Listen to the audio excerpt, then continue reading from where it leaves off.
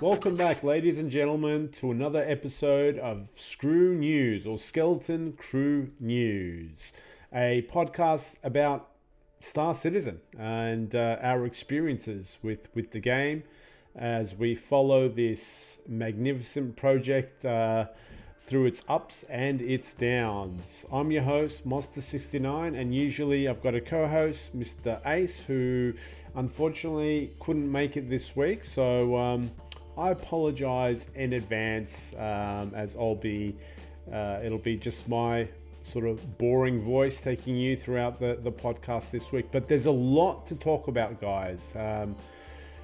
3.17 has been released to live. It is the 1st of May today, just as a reference point. So 3.17 has gone live, and me and the Skeleton crew had a great opportunity last night to dive in, and we had a really fun session.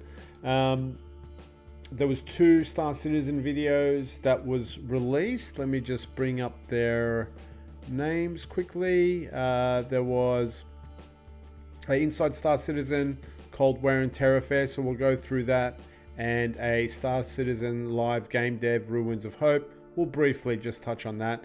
I also want to go through the Misc Expanse. I know we've spoken about the Misc Expanse at least twice on this podcast, but you know, it's a concept ship. Then as time goes on, more and more details get revealed. So we'll go through the Misc Expanse for a third time, and the lore team have given out a bunch of lore updates. So I just wanted to choose something that interested me about the latest lore update, and we'll have a little bit of a discussion about that anyway. So 3.17, guys. 3.17. It was fun. We played last night. We had a lot of funny moments that only Star Citizen can provide, really. But you know, the overarching experience was the frame rate for us all was really good, and I'm talking about the FPS in Orison, for example. We got like 60 FPS. Some guys got even higher, and that is a really it's an amazing thing for me, because it gives me a lot of optimism for the project. Not that I'm a pessimist per se, but sometimes I get worried that CIG might be encountering maybe technical issues that are, you know, unsolvable, because at the end of the day, they are building something that no one else has ever built. And sometimes when you climb Mount Everest, you might fall off, but solving the problem of frames at places like Orison and stuff has been amazing. I know there's some FPS drops in Loreville, but that's in a specific area. I'm not too worried about that. I think they'll troubleshoot it and fix it, because why? Because they could do the same at Orison. So I'm really pleased with the FPS, and the stability of 3.17 has been really good. So super hyped to continue playing. I'll tell you a funny story at the end of this. We'll go through some more stuff. So the thing that kind of, I wouldn't say it's negative, but it does kind of frustrate me a little bit, is they, if you like, fiddled with or tinkered with the desync of you know, players and enemy ships on your screen. So in 3.16, when an enemy ship was shooting directly at you on your screen, they would kind of be facing a different direction, and for a split second you'd put your guard down thinking that, oh, this guy's not even shooting at me, he's shooting to the left or to the right, whereas in fact he was actually shooting at you. That sort of position level of desync was tinkered with, it was improved. But it came at a cost, and the cost was that there's a little bit of stuttering and jittering of your target on your screen, and also the hit reg box of your enemy or whatever is not where you exactly see it. It's a little bit in front of it. So you could be shooting at something and you'll quickly notice that only some of your shots will hit. And look, you know, hardcore PvPers who are very competitive will say, well, it's a double-edged sword. So both of you will end up missing some shots, but that's not really where I'm coming from. It is still a little bit of a frustrating experience watching your bullets go through the target. You have to kind of lead your target a little bit more, and hopefully that'll get fixed. So the desync was improved, but it did come at a cost. Other things that we noticed in our playthrough was, we spoke about this before, was the injuries were made to be such that they were more common, and we did experience a lot more injuries than we did in 316. I had a chest wound, my friend had a leg wound, and that was probably more wounds than we've had in all of 316, and we had that in 317 in one session. So that's really good news for medical gameplay. We also noticed a little number by your there's a little human icon in the lower left hand corner of the screen which shows you your injuries, and I noticed a little number above that when I had an injury, like number 3 or 2 or 1. So it's kind of telling you if you've got a tier 3, tier 2 or tier 1 injury as well on your HUD now, which is really cool. We also noticed like hunger and thirst, as we've discussed before, was let's say more active in the sense that it's something to monitor. You probably have to take food and drink with you now just to make sure that you don't die of hunger and thirst, which I don't think is a bad thing. I mean, we spend half an hour gearing up with armor and multi-tools and hacking equipment. You just chuck in a burrito as well into your backpack and a bottle of water, and that'll cover you. And that's quite realistic as well. Everyone takes their lunch to work. I don't mind it. Some people say you get too hungry and too thirsty and it's not needed, but I think it's pretty cool. Fuel consumption as well, obviously refueling with the staff error is in, and it's working, and fuel consumption has been altered, but I think it's pretty well balanced for me. I haven't like dramatically ran out of fuel. I haven't needed a staff error yet. Keep in mind, I've only played one session. So, yeah. Some new locations as well that we spoke about was Loreville's Maria Pure of Heart interior. And I love the hospital. I love the hospital at Loreville. First of all, the Maria artwork on the front is really nice. The Maria statue. I love how everything in Loreville has got someone from the Hurston family, plastered all over the walls with a bit of lore sort of stuck on a plaque, so you can, do some Hurston worship and never forget who the bosses are at Loreville. But really like the fact that it's not just a big white space like other hospitals. It's grey, it's made out of stone, it looks very imperial. I actually like Loreville Hospital. So that's out. The coffee shop vendor, I haven't gone and seen the coffee shop vendor yet. Hopefully he or she is better than the bartenders that we currently experience, and I'm pretty sure it's the same code that's running in the back end. So I need to go and give that a test.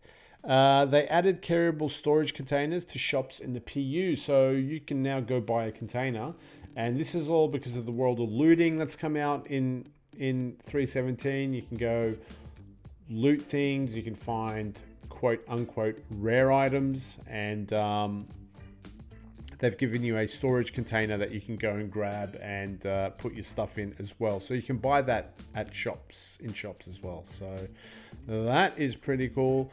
Ship components. So ship components have now been physicalized like everything else, and you'll see them in your inventory, and you'll have to move them around accordingly. So when you buy a power plant at Loreville, it's at Loreville. And no, it's not at Everest Harbour anymore either. They've broken that connection between the spaceports and the main cities. In 3.16, they still, if you like, had a inventory bubble around the main cities and the nearest spaceport, but they've broken that as well. So everything's truly physicalized and has a location, including ship components.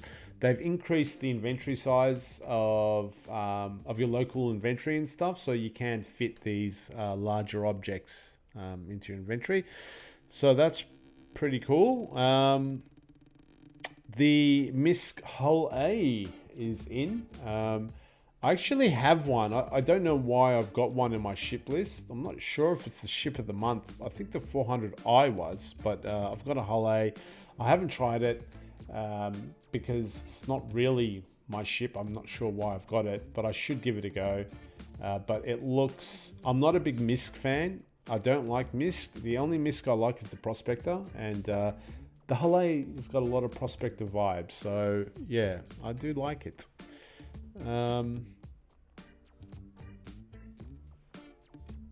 And that's the major kind of changes from our playthrough. And one of the main things though, guys, is the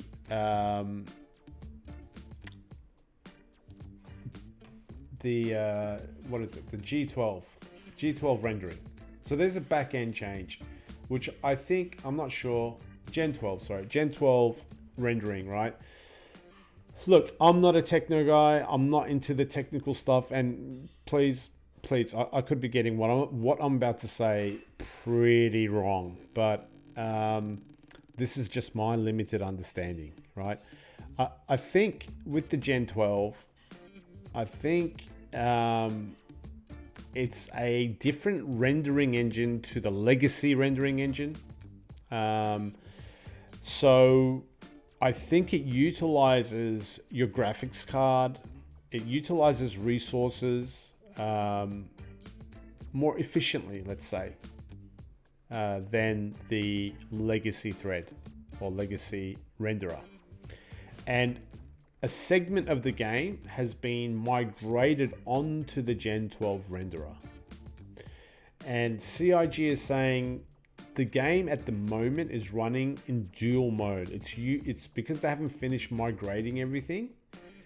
The game is still drawing upon the legacy renderer and the Gen 12 renderer, which CIG have predicted will actually lower your frames. So what's kind of blown me away is that CIG has warned that in some areas or some cases, you're not going to realize the improvement of Gen 12 until the whole game has been moved on to Gen 12. And when it does, the testing, in their own words, has been amazing. The performance improvement has doubled. And this is before the introduction of another technology called the Vulkan, which is going to come after Gen 12. So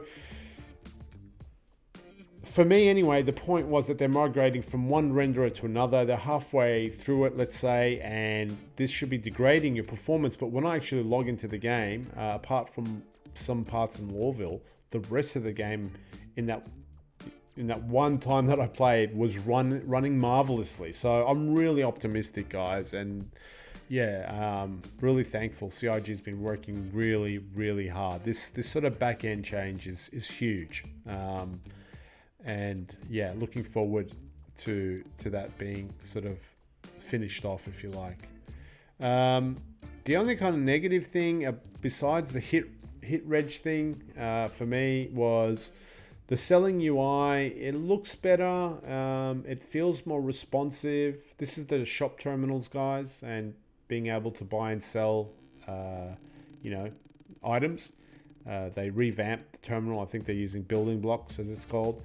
But the negative side is the UI that they've implemented, and I realize it's tier 0, but at the end of the day, we're talking about UI, and UI design doesn't need, like, good design doesn't need 1,000 iterations. It doesn't need necessarily a tier 0, a 1, and a 2, and a 3, in my opinion.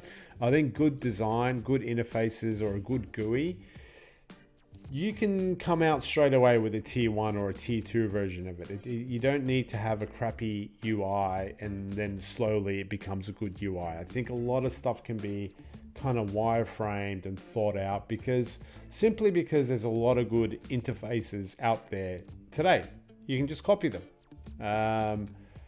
There's a lot of lessons that humanity has learned about interfaces and humans interfacing with computers. So the shop terminal UI is a bit clunky in the sense that it's the same clunkiness that we've experienced with the inventory stuff, like clicking and dragging items and, being able to find things, being able to move things is a little bit time consuming. And that's probably one of my major critiques about the buying and selling shop terminals. They'll probably change it and optimize it going forward. But I am seeing a little bit of a pattern of user interfaces in CIG being a little bit outdated, to be honest. And I don't think there's a reason for that. If there is some sort of weird technological reason that prevents them from creating a really intuitive UI to come out on the first bang, then that in itself is a bit worrisome as well. So I'm not sure if that is the case or not, but I don't think there's any real good reason to come out with poorly designed UI. But so that's my only critique. That and the hit reg is the only negative stuff. All the other stuff, positive stuff, guys. Really good so far. My one foray into 317, had a lot of fun with the crew. Funny story. We were all in the Hammerhead, and one of my guys, Ash, got stuck in the walls of the Hammerhead, and he wriggled around until he popped out the other side. But unbeknownst to him, we were in orbit around Crusader, and he just started plummeting towards the gaseous depths of Crusader, and we were about 50% of the way to like giving up and letting him just fall to his death. But Zen, our pilot of the Hammerhead, was like, no, let's go try and intercept him. So we did. He went down, overtook him with the Hammerhead, surprisingly, and pointed the Hammerhead up at the sky, lined up with Ash as it was plummeting towards our Hammerhead. And boom, Ash smacks into our Hammerhead. And at this point, I was just inside the Hammerhead in the front area where the doors are. There's a doorway that goes out to the nose of the Hammerhead, and I was literally inside, standing there, listening to these guys line each other up. And Ash successfully hits the Hammerhead, and I look up at the ceiling, and Ash's body is like caught up in the wires and the pipes above me. And he's wriggling around, and he's alive. So he smacks into the Hammerhead. He's above me in the ceiling, like wriggling around. And then I'm like, Ash, if you just roll over and maybe crawl a little bit forward, you might get out of this situation. He rolls over, crawls a bit forward, bang, falls flat on his face in front of my feet. I kid you not. And we had the greatest laugh. And I was like, there is no other game where we could be in a large ship. One of your friends glitches out, plummets towards the planet. We fly underneath him, intercept him. He smacks into our ceiling, gets caught up in the pipes and wires of the ceiling of the ship, and then wriggles his way out and falls face first at my feet. Like, there is no game that can even come close to providing that experience, and that's one reason why I love Star Citizen so much. It was absolutely hilarious. All right, that's 317, guys. Now let's go on to the two videos. So one bit of news is all the staff that needed to move to Manchester. I think that's kind of done. Everyone that needs to is moved to Manchester. As we all know, they'll be focusing on Squadron 42, and I think it's a really good thing. I think that it'll increase collaboration. Everyone's going to be working in one big giant campus. Interactions between different departments and staffs will become a lot more streamlined, and all in all, I'm very happy to see that the project's got the money and the funding to get some nice brand new offices and bring everyone together to collaborate accordingly. I think that's awesome. So that's happening. And there was 2 videos. There was Inside Star Citizen's Wear and Tear. So let's have a look at that. So I'm going to start with the end of that video, guys, to kick things off. The end was really interesting. We saw a lot of footage of an arrow flying through Pyro, and Pyro looks like a mysterious place, to say the least. It's going to be, I think, the opposite of Stanton in every way. It's going to be unlawful. It's going to be chaotic. It's going to have an air of mystery about it. I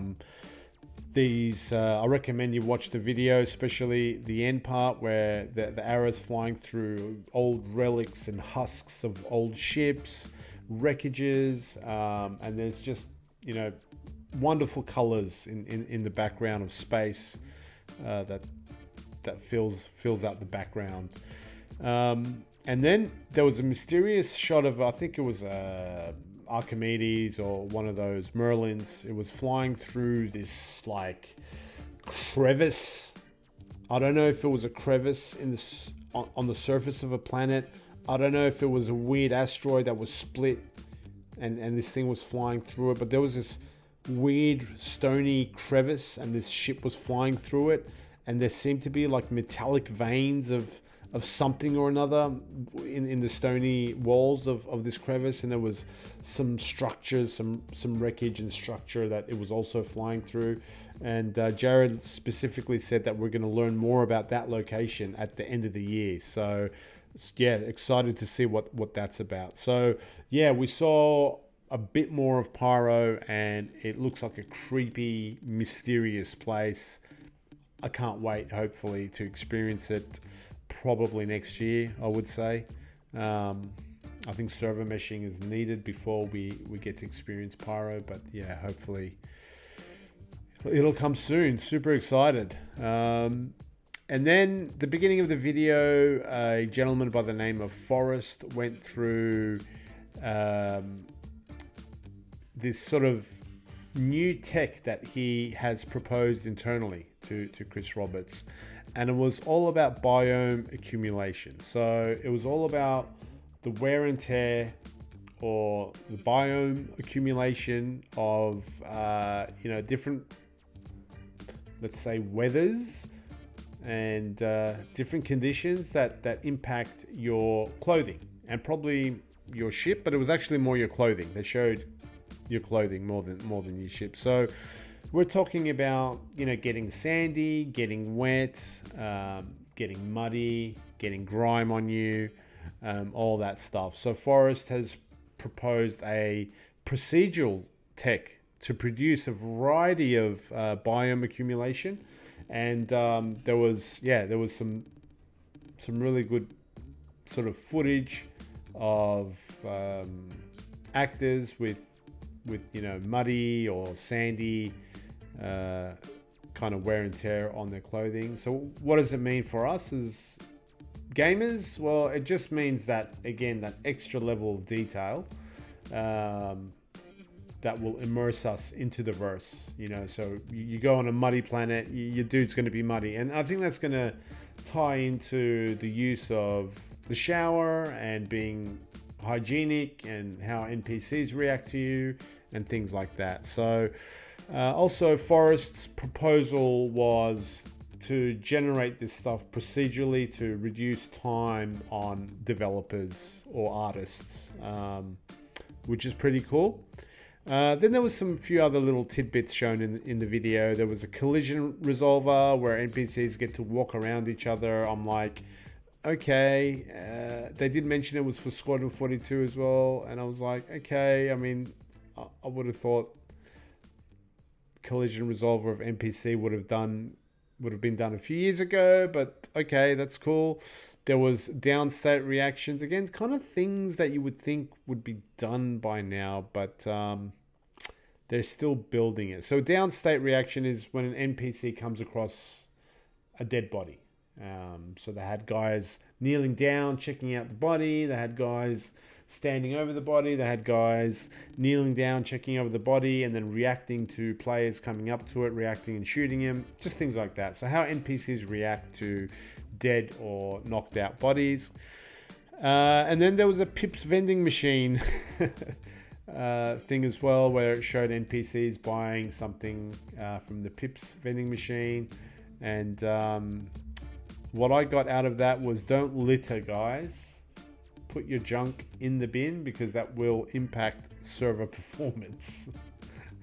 So that was the main stuff from inside Star Citizen's Wear and Tear affair. There was another video that I'm not going to go into much. If you're interested, go have a look. It was Star Citizen Live Game Dev, Ruins of Home, and it was about Ruins design. So it was a Star Citizen developer sitting there going through how he would design Ruins, and it was pretty interesting if you're into that stuff. I'm always intrigued about artwork and the aesthetics, and I do love the direction that the Habs and the homes and the dilapidated ruins and all that stuff are going. I do love the artwork in Star Citizen. I've said it several times before. But yeah, go check that out. It's called Star Citizen Live Game Dev Ruins of Home, but not much more to add besides that. And then there was this, some more Misc Expanse, guys. So sorry for you podcasters, audio podcasters. On the YouTube version, I do have the, if you like, the brochure up of the Misc Expanse, and I know we've gone through this several times a little bit, but I wanted to go through some things that were confirmed. So refining on an expanse is going to be done via the tractor beam. So there's a nice picture here of one of the mining pods, if you like, from the prospector in this example, is being tractor beamed up to this kind of rear section of the expanse, and you can see this little connector at the back where these pods connect into and the transfer of resources begins.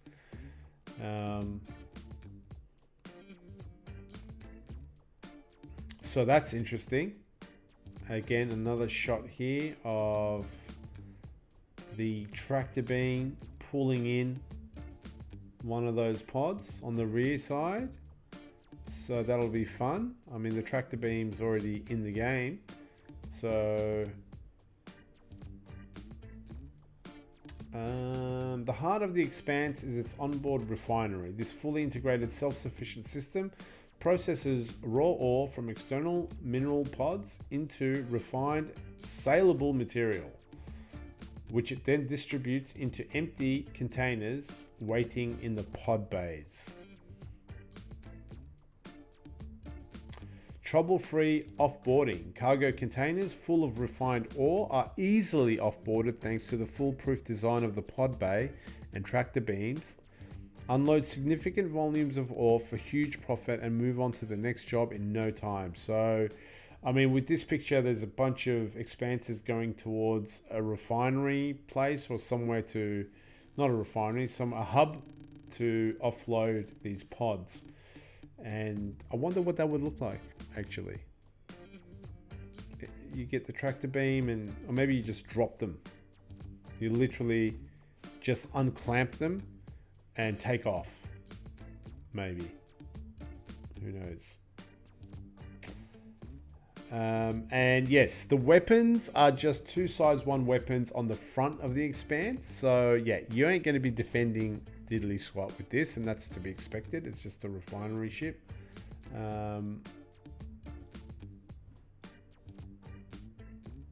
The tractor beam is a Xi'an inspired tractor tech. It makes loading and unloading pods effortless. So the tractor beam utilizes alien technology.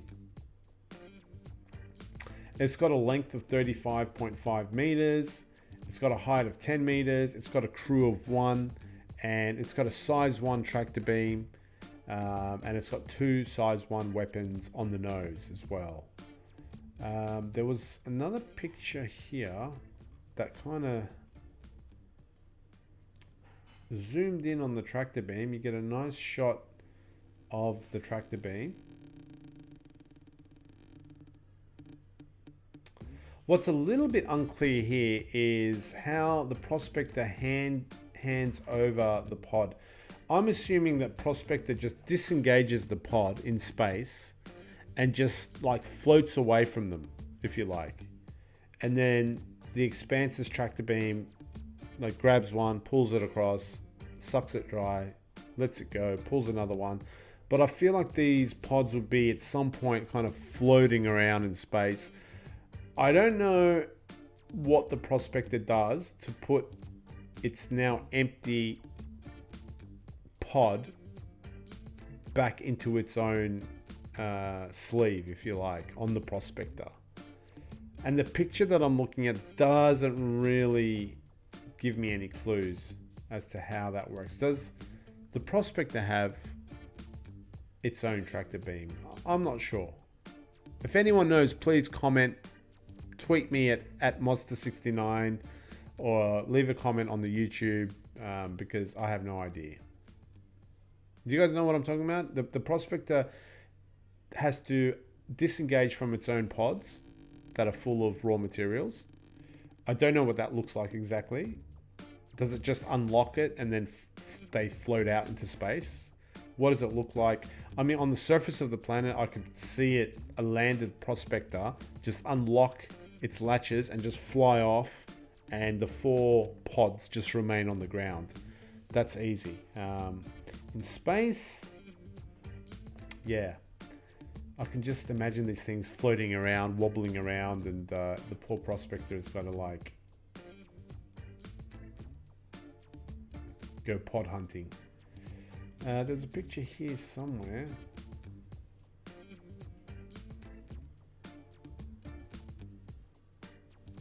Of the tractor beam. Here it is. There it is. So you can see the tractor beam, and you can see the pipe there that ultimately will be sucking all the raw materials out. Here you can see it's connected, and that's what the interface looks like between the pods and the Expanse, which is pretty cool. Well thought out. But yeah, guys, that's the Expanse. It's the Expanse plus Stardust paint is $148 US. That's the standalone ship. The Expanse standalone ship. That's Warbond. Sorry, is that Warbond? Yes, that's Warbond. $148.50. Without Warbond, it's $165 US. And then there's a whole bunch of different packs and stuff you can get. So yeah, I just wanted to sort of zoom in on the actual interface and the tractor beam and how these pods connect to the Expanse. Everything else we've already spoken about on previous podcasts. So let's move on to the next thing, which was a bit of a Galacticpedia update, guys. And so when the Lore team give out an update, God bless them, they update like half a dozen topics. And there's a lot of good stuff you can read, and it kind of fleshes out the universe a little bit more. It's really cool. I think this Galacticpedia update was focused around the Ellis system. So there's a lot of planets and stuff that were kind of fleshed out, if you like, in the Ellis system in this lore update. But the one that drew my attention is a planet called Green. Very simple name, Green. It's the third planet from the sun of the Ellis system. It's part of the UEE. It's a warm oceanic world dotted with high-end resorts and small cities. So this is a place I want to go on holiday. This is where I want to go to get some proper R&R after, like, you know, fighting it out in Pyro. Fighting for scraps in Pyro. I want to go to Green. I could imagine this sort of paradise planet with oceans and islands and high-end resorts and small cities. So Green is home to the most popular spacecraft race in the UEE, the Murray Cup. Correct me if I'm wrong, but you can see the planet if you go to the racing module in Arena Commander. I think that is Green. I could be wrong, but I think that is Green. Green's economy relies on a steady flow of tourists who visit the planet to take advantage of its mild climate and immaculate beaches. So this place to me sounds like it's paradise. Yeah, definitely a place I would love to visit and hang out in. Green. And another planet in the same system of Ellis, it's called Noble. Weird names, Noble and Green. This one is a heavily forested planet, and when someone says heavily forested planets, I immediately think Ewoks. Don't blame me, but that's just where my brain goes. And it's one of the 3 habitable planets in the system. In the early days after its terraforming, colonists established settlements and harvested resources as needed with little regard to preserving the natural environment. Well, that's not like us, is it? When visitors from the nearby planets, Campos and Green, began visiting Noble to enjoy its pristine landscapes, bringing a great deal of income with them, the Governor's Council voted to roll back its urban development plans and instead focus on the creation of a tourist industry. So Noble has put a stop to its, pillaging of the planet and realized it can make money off of tourism. What's a bit ironic is it seems like there are people from the planet of Green, which sounds like paradise, would come to a forested planet. Why not? Why not? They probably get sick of their beautiful beaches and crystal clear blue waters, and they're like, I want to go see a jungle. Screw this. Let's go to the jungle. So yeah, anyway, there's tourists from Green and Campos that come to Noble, and yeah, it's a good bit of income, and the government's put a hold on destroying the environment, which I think is pretty noble, like the planet's name. And